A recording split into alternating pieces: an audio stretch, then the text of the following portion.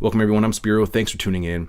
There's a lot going on and a lot to cover, but in this report I'd like to specifically focus on one of the major changes coming our way as we transition into the Great Reset and the new digitalized system of control, and that is digital IDs. A topic we have covered here on the show previously.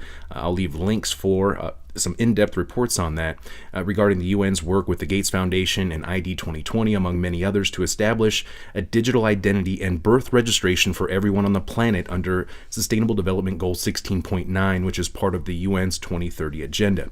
But for now, I want to focus on this news that just came out here within the past couple days. The International Civil Aviation Organization, which is a specialized agency under the United Nations, has announced they are one step closer to bringing digital identity-based travel to a reality, as they have endorsed specifications for the first digital travel credentials. Now, additionally, the United Nations just announced that they are rolling out its own biometric digital identity wallet.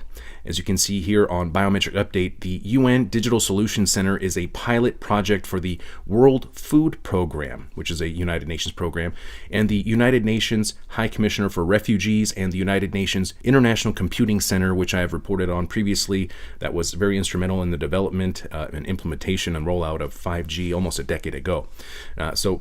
This particular UN biometric digital wallet is intended for UN employees, and it can be used for data related to human resources, medical status, i.e., vaccine status, travel, there's your health passport, payroll, and pensions. It's going to be hooked up to your financials.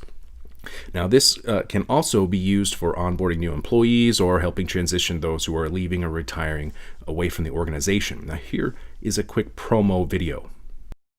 Digital transformation is changing the way we manage our data, our information, our interactions, and our identities online.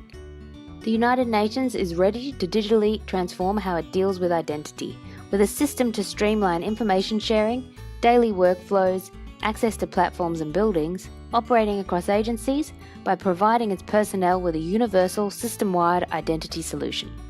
Introducing the UN Digital ID. A unique and digital identity for UN personnel from the day you join to the day you part. All of your personal, HR, medical, travel, security, payroll and pension data in the palm of your hand, giving you full control on what you share and with whom. With blockchain and biometrics, the UN Digital ID makes verification efficient, secure, transparent, immutable, portable and universal. It's been piloted by different agencies and the UN Pension Fund, where they've replaced current manual processes with certainty for who and where pension recipients say they are at any given time. Imagine a regional field officer has just joined the UN. She uses the mobile app to obtain a digital wallet, stored securely in her smartphone and only accessible to her with biometrics. Even better than a physical wallet, she can store all her credentials issued by any UN organization in her digital wallet. She has immediate access to course certificates, travel clearances from UNDSS, medical records from allergies to vaccinations, also making any transfer to another organisation a breeze. As innovation transforms the world, we can improve the way we manage our identities online. UN Digital IDs, a building block for digital cooperation, unlocking the promise of the SDGs. I hope you see where this is going. Every aspect of our lives will be centrally digitalized using biometrics, AI, 5G, and in many cases blockchain. And when you hear the so-called stakeholders, such as the United Nations or the central banks or governments or the World Economic Forum, who just blocked me on Twitter the other day, reference the private sector, they are talking about tech companies, fintech companies like Ripple, or foundations like IOTA, who are currently working on digital IDs, distributed ledger technology, cryptocurrencies, smart cities, and the Internet of Things, just to name a few. This is the new digital system of control the social engineers are referring to when they talk about the Great Reset, along with the social controls via United Nations Agenda 21 and the merger of man and machine via the World Economic Forum's Fourth Industrial Revolution, which Musk's brain chip, Neuralink, fits into nicely, doesn't it? Now, all of these pieces of the puzzle are hiding out there in plain sight. And of course, this new system is being ushered in and justified by the current manufactured crisis. This is classic problem reaction solution in real time. And it's not just happening in some far-off land halfway around the world, and you have years before it will affect you. This is the rollout/implementation phase. Example, just today, Acquaint, a leading global provider of identity verification solutions, announced today that it has become an official member of the Digital ID and Authentication Council of Canada.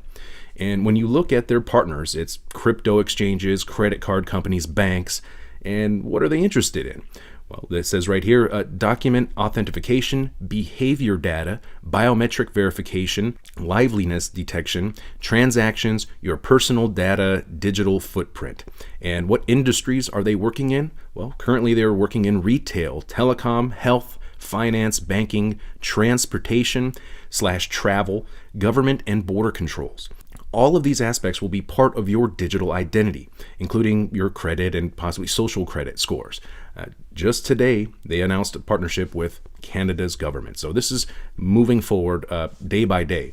And there are countless other examples, like MasterCard working on biometric immunization records for the Wellness Pass, another digital health passport.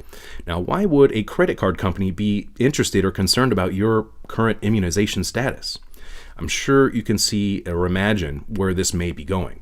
For example, Spiro, you didn't get your latest shot, your booster shot. We'll have to impose travel restrictions upon you.